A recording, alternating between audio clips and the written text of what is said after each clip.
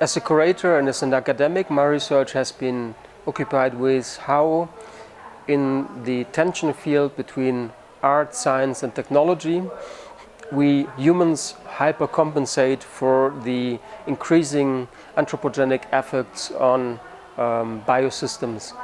And therefore we symbolically hypercompensate while staging their aliveness, although through biological arts it is clear that these artifacts that artists shape are manipulated and technically mediated.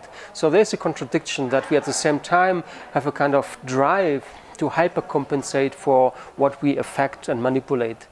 So the idea of the conference here was to link the idea that we have to actually disentangle the notions of nature and aliveness, and to also ask whether we also have to disentangle the notions of greenness and naturalness.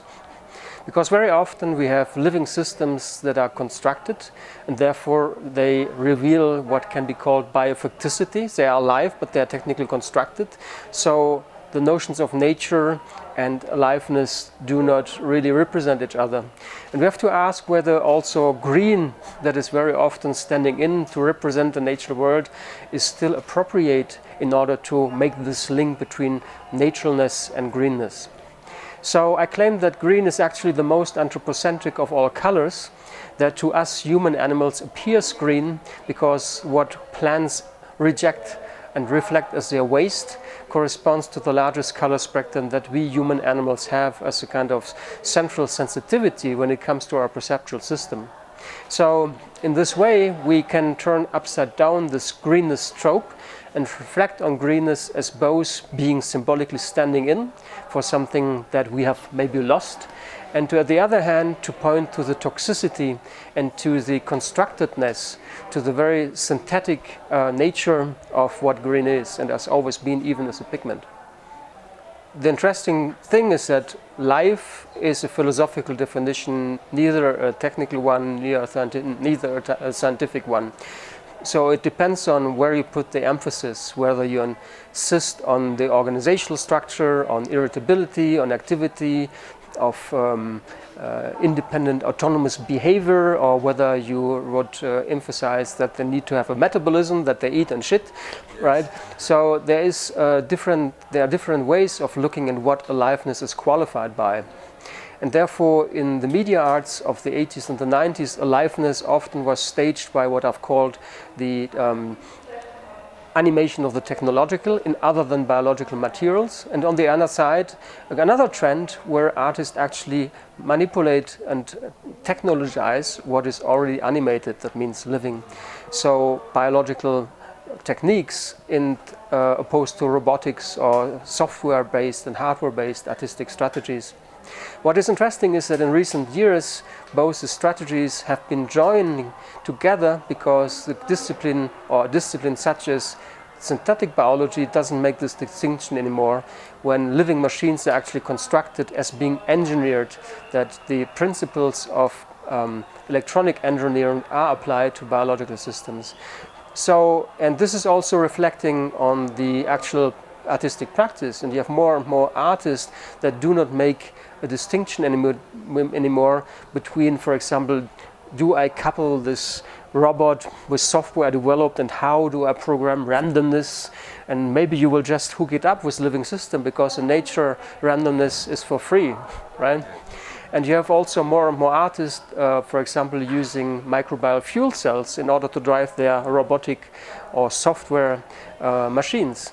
So these distinctions have been overcome, and this is very interesting to see in how far the media arts have been also epistemic indicators to actually reflect this trend. Well, I think that, again, it depends on which kind of feature you extract from a very large definition of life or aliveness. So you have a lot of necessary but not sufficient conditions for what characterizes aliveness. So what is then important for a human observer, because we often make even media arts still most often for human audiences, which may change in the future, but still it appears to result is a question that what is important is why somebody who is experienced in artwork feels that this is alive or not.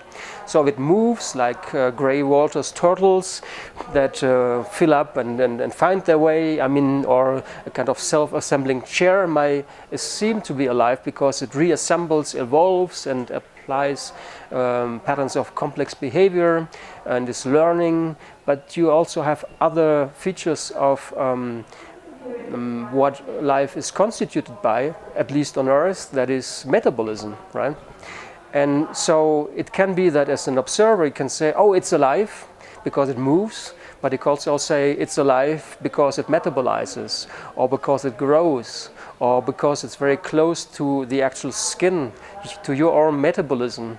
So it depends very much on what we have been coining in the anthropology, or what E.O. Wilson has coined biophilia, that we humans are very good at identifying living features, but it doesn't mean that we have a whole scope of features. We extract and select very few features, and these features can be those either of the technologization of the animate or of the animation of the technological. Both work. I think that green is a very complicated color, and I think what we can claim that maybe green studies as a further and form as a, well, I will start that maybe.